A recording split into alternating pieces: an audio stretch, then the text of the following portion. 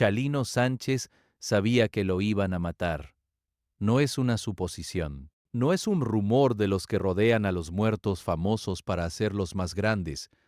Hay gente que estuvo con él en sus últimas semanas que dice lo mismo. Él lo sabía. Y siguió cantando. Durante meses revisé testimonios, entrevistas enterradas, declaraciones que sus cercanos dieron una sola vez y nunca repitieron. Lo que encontré no es la historia del narcocorrido, es la historia de un hombre que construyó su propia trampa, nota por nota, corrido por corrido, hasta que no hubo salida posible. Lo que está en juego aquí no es la muerte de un cantante, es entender cómo el narco convirtió la música en una deuda y cómo Chalino, sin quererlo, se convirtió en el primero en pagarla con su vida. Porque hay algo que casi nadie cuenta sobre esa noche del 15 de mayo de 1992. Algo que las investigaciones oficiales dejaron fuera, algo que explica no solo quién lo mató, sino por qué nadie ha podido decirlo en voz alta 30 años después. Eso es lo que vas a descubrir hoy. Rosario Sánchez Félix nació en 1960 en El Guayabo, una ranchería del municipio de Badiraguato, Sinaloa. Badiraguato. Ese nombre importa, porque Badiraguato no es un pueblo cualquiera de México, es el municipio que durante décadas fue el corazón de la producción de amapola y marihuana en el país. El lugar del que salieron algunos de los nombres más temidos del narcotráfico mexicano. Chalino no nació cerca del narco, nació dentro de él, geográficamente, culturalmente, desde el primer día. Su familia era pobre. Su padre murió cuando él era niño. Su madre hacía lo que podía, y en ese entorno, la violencia no era la excepción, era el idioma. Pero lo que marcó a Chalino para siempre no fue la pobreza. Fue lo que pasó cuando tenía 15 años. En una fiesta del rancho, un hombre llamado el Chapo Pérez, distinto al narcotraficante famoso, violó a una de sus hermanas. La familia lo sabía. El rancho lo sabía. Y nadie hizo nada. Chalino sí hizo algo. Semanas después, en otra fiesta, se acercó a el Chapo Pérez y le disparó. Lo mató ahí mismo. Frente a todos, tenía 15 años. Esa noche cambió todo. Chalino tuvo que huir. Cruzó la frontera hacia Estados Unidos sin documentos, sin dinero, sin plan. Terminó en Los Ángeles, en los barrios donde los migrantes sinaloenses se amontonaban en cuartos de renta barata y trabajaban en lo que podían. Pero Chalino tenía algo que nadie le podía quitar. Sabía contar historias. Y sabía que en esos barrios la gente que había llegado igual que él, huyendo, sobreviviendo, cargando historias que no podía contar en voz alta, pagaba por escucharlas. Empezó a escribir corridos. Primero para amigos, luego para conocidos, luego para conocidos que llegaba con un nombre, una historia y un fajo de billetes. Cobraba entre 50 y $200 por corrido. Una tarifa que parecía pequeña, pero la lista de gente que quería un corrido empezó a crecer, y con ella el tipo de personas que llegaban a pedírselos. Ahí estaba la trampa, y Chalino todavía no lo sabía. Para entender por qué mataron a Chalino, hay que entender qué es un narcocorrido, no la versión romantizada que se vende hoy. La versión real de lo que significaba en los años 80 en Los Ángeles. Un corrido encargado por un narco no era entretenimiento, era propaganda, era historia oficial, era una forma de decirle al mundo y a los rivales quién eras, qué habías hecho y de qué eras capaz. Tener un corrido era tener poder. Tener un corrido cantado por alguien con credibilidad era tener más poder todavía. Chalino tenía credibilidad. Y no solo porque cantaba bien. La gente sabía su historia. Sabía que había matado a los 15 años. Sabía que había cruzado la frontera huyendo. Sabía que no era un cantante de estudio que jugaba a ser rudo. Era alguien que había vivido lo que cantaba. Eso, en ese mundo, valía más que cualquier contrato discográfico. Por eso empezaron a llegar los encargos que nadie más aceptaría. Corridos para hombres cuyo nombre no podías pronunciar en voz alta en ciertos lugares, y a corridos que documentaban operaciones, rutas, ajustes de cuentas, corridos que glorificaban hechos que la policía seguía investigando. Ya.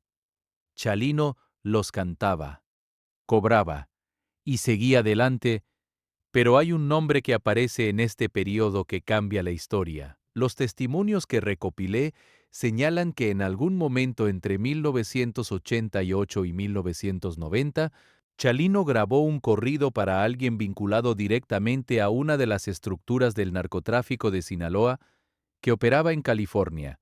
No un intermediario, no un distribuidor de nivel medio, alguien con peso real. El problema no fue grabar el corrido. El problema fue lo que pasó después de grabarlo. Ya, ese hombre murió. Fue eliminado por una facción rival, y el corrido, su corrido, el que Chalino había cantado, empezó a circular como una especie de himno entre sus seguidores, una herramienta de reclutamiento, ya, un símbolo de identidad para gente que sus rivales querían destruir. Chalino había cantado el corrido de un bando sin saber que estaba cantando en una guerra, y la facción contraria lo sabía. ¿Por qué Chalino siguió grabando si sabía que esto lo ponía en una posición peligrosa? La respuesta está en algo que sus músicos y productores de la época mencionan de forma consistente. Chalino no creía que podían tocarlo. Tenía una lógica brutal pero coherente. Había sobrevivido Badiraguato. Había cruzado la frontera sin nada. Ya, había construido algo desde cero en un país que no era el suyo. En su cabeza, había pasado por cosas peores que una amenaza de narcos que necesitaban sus canciones, tanto como él necesitaba su dinero. Pero esa lógica tenía un error de cálculo, uno enorme. El narco no lo necesitaba. Lo usaba, y cuando algo que usa se vuelve un problema, la solución es simple. Para 1990, Chalino era el cantante de corridos más popular entre la comunidad sinaloense de Los Ángeles. Sus cassettes se vendían en tianguis y mercados de pulgas. Ya. La gente hacía fila para verlo en fiestas privadas. Ganaba dinero, tenía familia, tenía una vida que perder. Y había gente que sabía exactamente cuánto tenía que perder. El 20 de enero de 1992, Chalino Sánchez actuó en el Salón Bugambilias de Coachella, California. Era un concierto como los que hacía seguido. Fiesta privada, ambiente cerrado, gente que pagaba para verlo de cerca. Chalino llevaba su pistola como siempre. No era un secreto. Ya. Chalino siempre andaba armado. En ese mundo era tan normal como llevar un cinturón. Ya. Lo que pasó esa noche tiene versión oficial y versión real. Y no se parecen. Ya. La versión oficial dice que un asistente llamado Eduardo Gallardo sacó un arma y le disparó a Chalino desde el público durante la actuación. Chalino respondió al fuego. Hubo un tiroteo, varios heridos. Ya. Gallardo murió. Chalino sobrevivió con una herida en el brazo. La policía de Coachella manejó el caso como defensa propia. Chalino quedó libre, pero los testimonios de gente que estuvo esa noche en el salón cuentan algo diferente en los detalles. Dicen que antes de que Gallardo sacara el arma, hubo un momento, una mirada entre Gallardo y alguien más en la sala, una señal como si el disparo no fuera una reacción impulsiva, sino una instrucción ejecutada. Dicen que después del tiroteo, mientras Chalino estaba siendo atendido, un hombre que nadie identificó se acercó a hablar con los organizadores de la fiesta durante varios minutos, y que después de esa conversación, los organizadores se negaron a hablar con nadie más sobre lo que habían visto. Ya. Dicen que Gallardo no actuó solo. La pregunta que nadie respondió entonces es la misma que nadie ha respondido en 30 años. ¿Quién mandó a Eduardo Gallardo al Salón Bugambilias? Chalino salió vivo de Coachella, pero algo cambió esa noche. Las personas que lo conocían dicen que volvió diferente, más callado, más tenso, como alguien que acaba de entender algo que preferiría no haber entendido. Siguió grabando, siguió actuando, pero los que estaban cerca dicen que empezó a hablar de México de otra manera, que decía que quería volver, que Los Ángeles ya no se sentía seguro. Eso es lo que más llama la atención de este periodo. Chalino, que había construido toda su vida en California, de repente quería irse, y la gente que lo rodeaba no entendía por qué. Ahora se entiende. Coachella no fue un intento fallido, fue una advertencia, y Chalino la recibió. El problema es lo que hizo después de recibirla. Entre febrero y mayo de 1992, Chalino Sánchez vivió los 90 días más extraños de su vida. Siguió trabajando, grabó varios temas, dio conciertos. En la superficie, todo parecía normal. Pero hay tres cosas que ocurrieron en ese periodo que, vistas juntas, cuentan una historia muy distinta. La primera, las llamadas. Varios de sus músicos mencionaron en entrevistas que en esas semanas Chalino recibía llamadas que lo dejaban en silencio, no enojado, silencioso. El tipo de silencio de alguien que escucha algo que no puede rebatir. Después de esas llamadas, Chalino no hablaba de lo que le habían dicho, cambiaba el tema, pedía que siguieran ensayando. La segunda, la gente que se alejó. Hay personas que formaban parte de su círculo cercano, músicos, promotores, amigos del barrio, que en esas semanas dejaron de aparecer, sin pelea, sin explicación visible. Simplemente dejaron de estar. Algunos de ellos, años después, en entrevistas separadas, usaron variaciones de la misma frase. Ya sabía lo que iba a pasar. Si lo sabían, alguien se los dijo.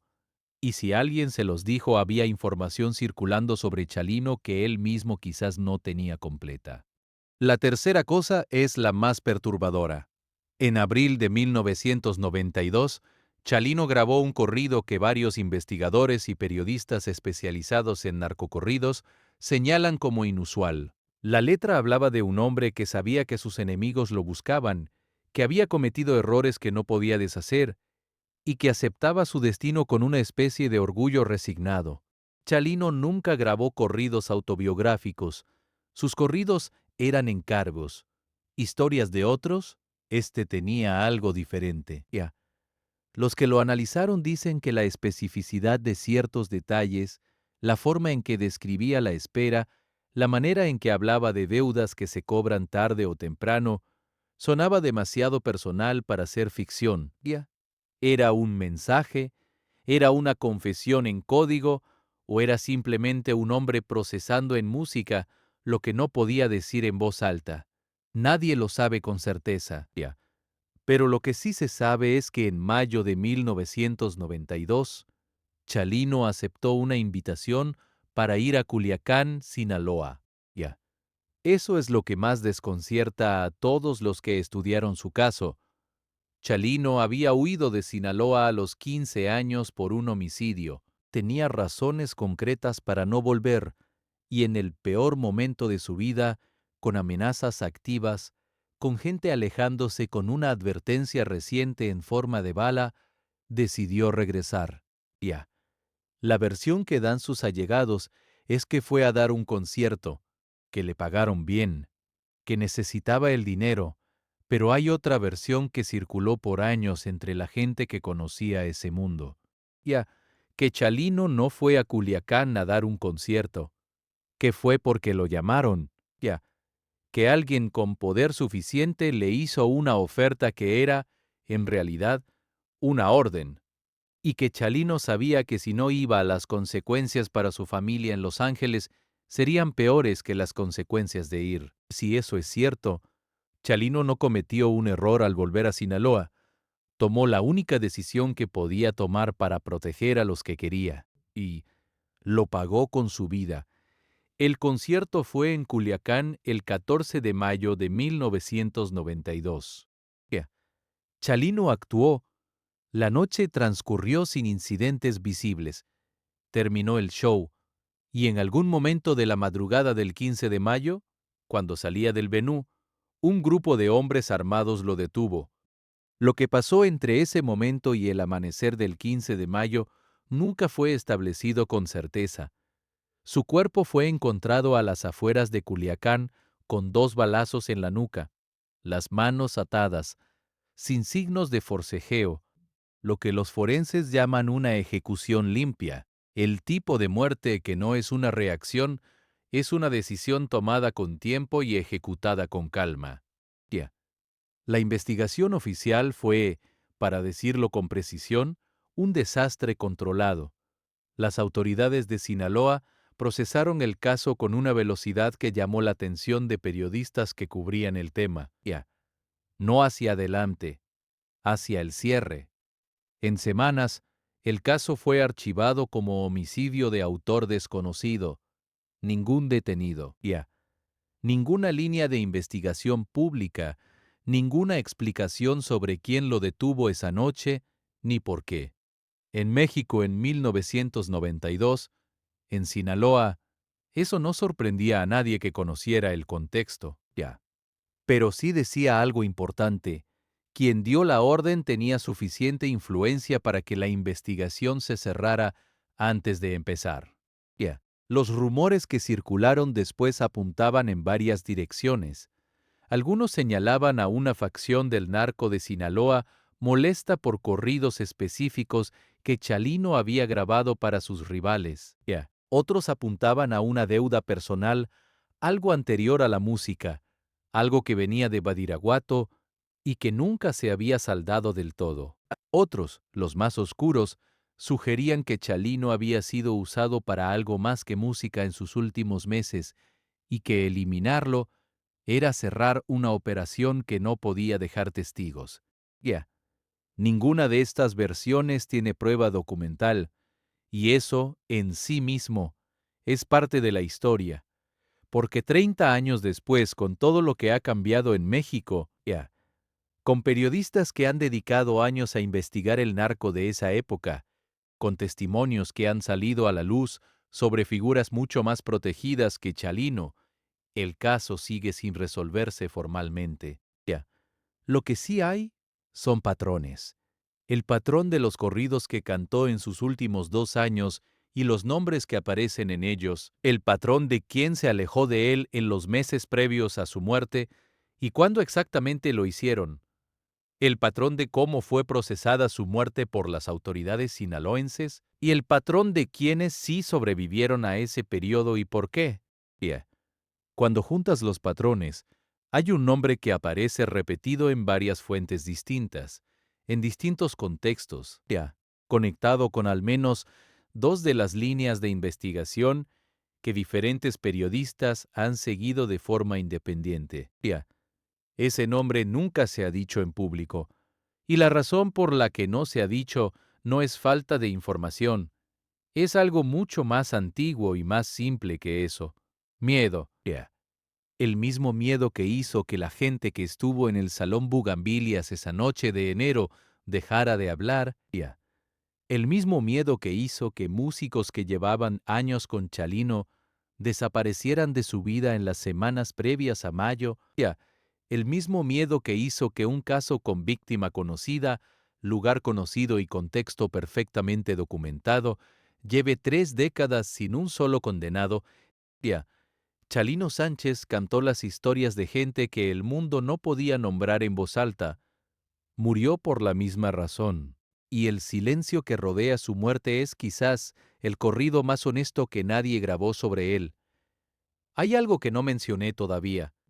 Ariel Sánchez, el hijo de Chalino, creció escuchando la música de su padre.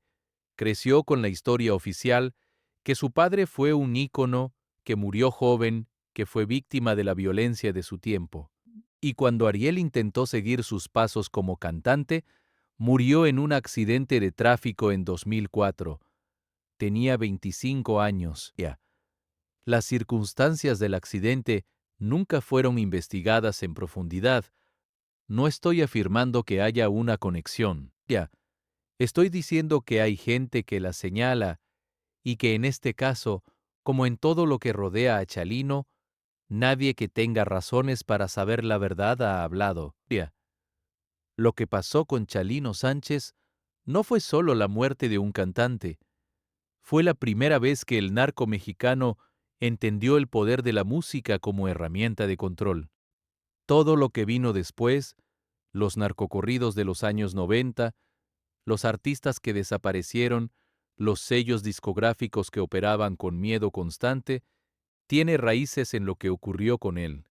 Si quieres entender cómo el crimen organizado aprendió a usar la cultura popular como arma, el caso de Chalino es donde empieza esa historia. Y esa historia todavía no ha terminado.